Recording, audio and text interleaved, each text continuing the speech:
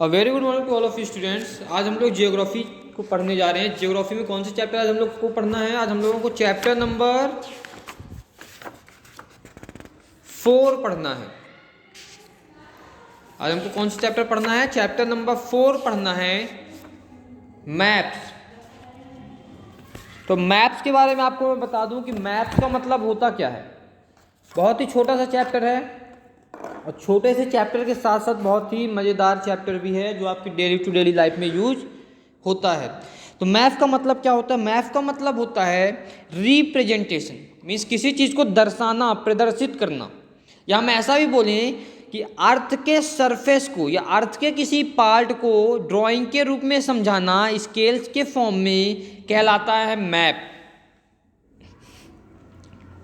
तो मैप्स का मतलब क्या हो गया कि किसी भी प्लेस को जब हम इंडिकेट करते हैं तो किसके फॉर्म में करते हैं? मैप के फॉर्म में करते हैं। नक्शा, हिंदी में क्या बोलते हैं उसे? नक्शा बोलते हैं। अब मैप्स के अब टाइप्स क्या क्या हो सकते हैं? तो मैप्स के बहुत सारे टाइप्स हो सकते हैं। हो सकता है वो फिजिकल मैप हो सकता है वो पॉलिटिकल मैप हो सकता है वो थेमेटिक मैप्स हो, या हम ऐसा भी बोल सकते हैं कि वो डिस्टेंस या डायरेक्शन को कम बताने वाला मैप हो। तो हम बात करते हैं 3 प्रकार के मेजर मैप्स के बारे में। जो 3 प्रकार के मेजर मैप्स हैं वो कौन कौन से हैं? पहला है फिजिकल मैप्स। तो फिजिकल मैप का मतलब क्या होता है? ऐसा मैप जो नेचुरल फीचर्स को रिप्रेजेंट करता है। नेचुरल फीचर्स को रिप्रेजेंट करता है। नेचुरल फीचर्स का मतलब क्या है? आप लोग यहाँ पॉइंट देखिए, पॉइंट नंबर 2 में लिखा गया है the map showing natural feature of the earth. तो यहाँ पे नेचुरल फीचर्स का मतलब क्या है? वो माउंटेन्स को रिप्रेजेंट कर रहा हो, वो प्लेट्यूज को रिप्रेजेंट कर रहा हो, प्लेन्स को कर रहा हो, रिवर्स हो, ओशंस हो, इन सभी चीज़ों को जो रिप्रेजेंट करते हैं उन मैप्स को कहते हैं फिजिकल और रिलीफ मैप्स। क्या नाम है उनके? फिजिकल और रिलीफ मैप्स। दूसरे मैप्स होते हैं पॉलिटिकल मैप्स। जो पॉलिटिकल मैप्स क्या होते हैं? ऐसे मैप्स जो सिटीज़ को, टाउन्स को, विलेजेस को या डिफरेंट कंट्रीज या और स्टेट्स ऑफ द वर्ल्ड को या उनकी बाउंड्रीज को, या ऐसे बोले हम कि इन सभी चीज़ों को विथ देयर बाउंड्रीज, उनकी बाउंड्रीज के साथ रिप्रेजेंट करते हैं, उनको हम लोग कहते हैं पॉलिटिकल मैप। डेफिनेशन देखिएगा, maps showing cities, towns and villages, countries and states of the world with their boundaries are called political maps। और जो हमारा लास्ट वन आता है वो क्या है? Thematic map. तो थेमेटिक मैप का मतलब क्या होता है? some maps focus on specific information like rainfall map, road map, maps of tourist places are called thematic map. कुछ मैप ऐसे होते हैं जो कुछ चीज़ों के बारे में कुछ स्पेसिफिक इंफॉर्मेशन रखते हैं। जैसे हम लोग बात कर लेते हैं, एक एग्जांपल लेते हैं रेनफॉल मैप का। ऐसा मैप भी एक होता है जो रेनफॉल के मैप को रिप्रेजेंट करता है, कितनी रेनफॉल हुई, कितनी नहीं हुई। रोड के मैप को बताता है कि रोड यहाँ से पास हो रही है, यहाँ से नहीं हो रही है। टूरिस्ट प्लेसेस के बारे में बताता है मैप्स में। तो ऐसे मैप्स को हम लोग कहते हैं थेमेटिक मैप्स। अब हम लोग बात कर लेते हैं मैप में कुछ कंपोनेंट्स यूज किए जाते हैं सभी चीज़ों को रिप्रेजेंट करने के लिए। सभी चीज़ों को रिप्रेजेंट करने के लिए मैप में कुछ कंपोनेंट्स का यूज किया जाता है। अब हम सबसे पहले बात करते हैं कंपोनेंट कौन कौन से हैं। तो पहला कंपोनेंट होता है डिस्टेंस, दूसरा कंपोनेंट होता है डायरेक्शन और तीसरा कंपोनेंट होता है सिंबल।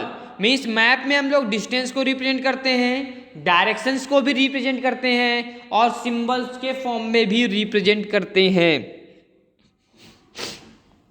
अब अगर इसको हम लोग अलग अलग पढ़ें तो कैसा रहेगा ये? इसको हम लोग एक बार समझते हैं कि सिंपली अगर इसको हम लोग डिफ्रेंशिएट करते हैं अलग अलग, डिस्टेंस को अलग, डायरेक्शन को अलग और सिंबल को अलग, तो ज़्यादा समझ में आता है। Distance is measured in terms of scale. Distance किस प्रकार से मेजर की जाती है?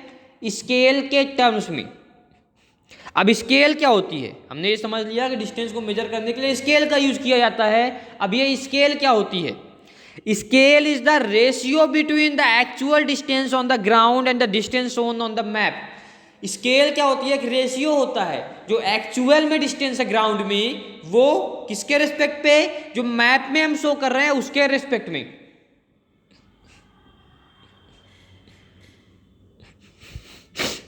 अब देखिए स्केल भी दो प्रकार से यूज होती है मैप में, या हम ऐसा बोलेंगे दो प्रकार की स्केल्स होती हैं। एक होती है स्मॉल स्केल मैप, दूसरे होते हैं large scale map. When large areas like continents or countries are be shown on the paper, जब बहुत ज़्यादा एरिया को हम शो कर रहे हो किसी कॉन्टिनेंट के या किसी कंट्रीज़ को शो कर रहे हो पेपर में, तो हम लोग यूज करते हैं स्मॉल स्केल मैप का। जैसे हमने स्मॉल स्केल कैसे शो किया? 500 किलोमीटर को हम लोगों ने शो किया 5 सेंटीमीटर से। कैसा स्मॉल स्केल होता है कि 500 किलोमीटर को हमने 5 सेंटीमीटर में शो किया। क्यों? क्योंकि बहुत ज़्यादा एरिया हमें उसमें बताना है, तो पेपर में इतना बड़ा एरिया तो होता नहीं है, तो पेपर में शो करने के लिए हमें इतना छोटा एरिया या इतनी छोटी स्केल का यूज करना पड़ता है।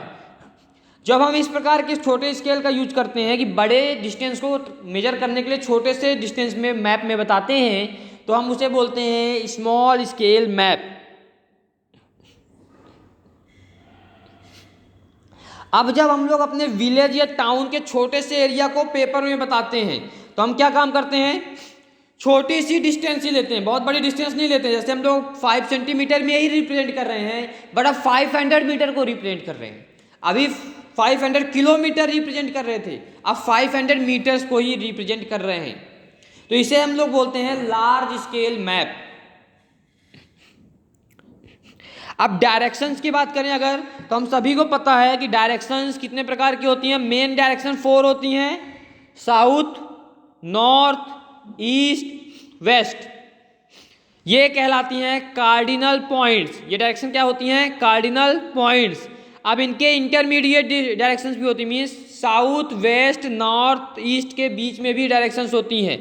जैसे नॉर्थ और वेस्ट के बीच में आती है नॉर्थ वेस्ट, नॉर्थ और ईस्ट के बीच में कौन सी आएगी? North east. ईस्ट और साउथ के बीच में कौन सी आएगी? South east. साउथ और वेस्ट के बीच में कौन सी डायरेक्शन आ रही है? South west. तो इस प्रकार से डायरेक्शंस हम लोग इंटरमीडिएट मतलब बीच की डायरेक्शंस को भी रिप्रेजेंट करते हैं। अब अगर आपको मैं ये बताऊं कि जो डिस्टेंस है हमारी डायरेक्शंस होती हैं, जो डायरेक्शंस को हम लोग जो मेजर करते हैं, तो डायरेक्शन को हम लोग कैसे पता करते हैं कि भाई किस डायरेक्शन में हम लोग चल रहे हैं? तो आजकल डिजिटल मेजरमेंट एक नीडल आती है, मैग्नेटिक नीडल्स बना हुआ होता है, कंपास होता है जिसमें एक मैग्नेटिक नीडल होती है, और वो मैग्नेटिक नीडल क्या बताती है हमें? नॉर्थ और साउथ डायरेक्शन के बारे में इंडिकेट करती है। तो एक कंपास एक ऐसा इंस्ट्रूमेंट होता है, कंपास एक ऐसा इंस्ट्रूमेंट होता है जो हमें डायरेक्शन को फाइंड आउट करने में मदद करता है। अब इस कंपास में होता क्या है?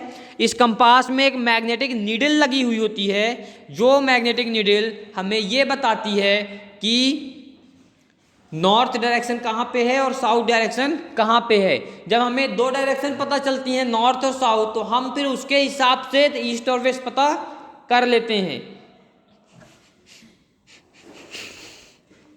अब ये सिंबल्स क्या होते हैं? तो सिंबल्स किसी भी प्रकार के हो सकते हैं, सिंबल्स किसी भी प्रकार के हो सकते हैं। वो लेटर हो सकते हैं, वो शेड्स हो सकते हैं, वो कलर्स हो सकते हैं, वो पिक्चर्स के फॉर्म में हो सकते हैं, वो लाइंस हो सकती हैं।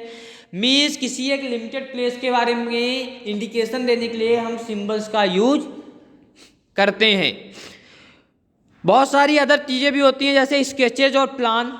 तो स्केच क्या होता है? स्केच एक मेमोरी और स्पॉट ऑब्जर्वेशन के लिए हम लोग ड्रॉ करते हैं। ये एक प्रकार की ड्राइंग होती है जो स्पॉट ऑब्जर्वेशन के लिए यूज की जाती है। ये कोई स्केल नहीं है, ये कोई नापने के लिए यूज नहीं होती है, ये केवल एक ड्राइंग है। और प्लान क्या होता है? प्लान भी एक ड्राइंग है जिसमें हम एक लार्ज एरिया को, या हम ऐसा बोलें कि एक स्मॉल एरिया को बहुत बड़े लार्ज एरिया में कन्वर्ट करके ड्रॉ करते हैं। एक छोटे से एरिया को बड़ा सा ड्रॉ करते हैं और उसको ज़्यादा अच्छे से एक्सप्लेन करते हैं, तो उसे हम लोग प्लान बोलते हैं।